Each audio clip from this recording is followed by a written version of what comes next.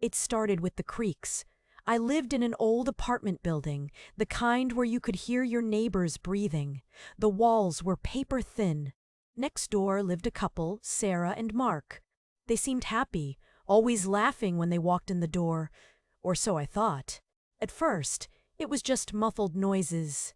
The building settles, I reasoned. But then, the sounds became clearer, more distinct.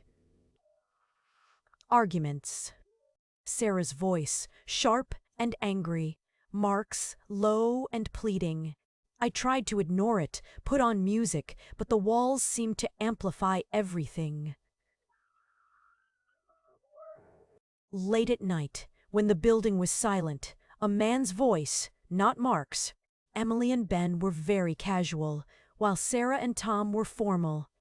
As dinner progressed, the atmosphere shifted. Ben began telling loud, boisterous stories, and Emily laughed freely at everything. Tom made a comment, his voice laced with disapproval, about how they shouldn't be talking about work at the dinner table, a rule Sarah had mentioned repeatedly. Emily defended her and Ben's right to express whatever they want to, whoever they want. Sarah sighed. Then came the game, charades. Things took a turn when Ben acted out a scene that was, let's just say, a bit too suggestive for Sarah's taste. Tom just looked visibly uncomfortable. Sarah tried to steer the game towards more family-friendly topics, but Emily playfully protested. "Live a little, guys," she exclaimed, causing more awkwardness. Emily grabbed a bowl of chips and accidentally spilled it all over the floor. Finally, it happened. An argument erupted between the two couples after Ben brought up a controversial political topic. Sarah tried to steer the conversation to something neutral, but it was too late. Voices were raised and resentments bubbled to the surface. Finally, Friday arrived, the day before the event. It was a picture of Mark and this other woman at the same Italian restaurant where Sarah and Mark had celebrated their anniversary years before. They were sitting at the same table, holding hands, smiling at each other with an intimacy that felt like a punch to the gut. The shocking reveal wasn't that Mark hadn't deleted the albums. It was that he was actively using them to create new memories with someone else, essentially replacing Sarah in their shared digital history. Sarah felt a mix of anger, sadness, and a strange sense of betrayal.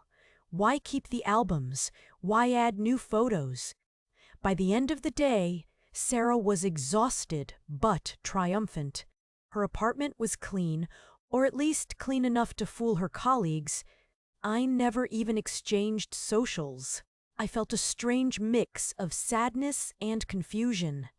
I also never found out why he was doing those things in the middle of the night. The quirky quail was empty, and it was as if the night didn't happen at all. I checked out, got on the next flight home, and went on to continue my regular life. But I still think about those 5 strangers sometimes.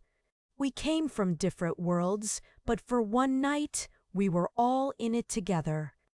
There are so many questions, such as, what was David up to, and what are the other 4 strangers doing right now? These questions remain unanswered.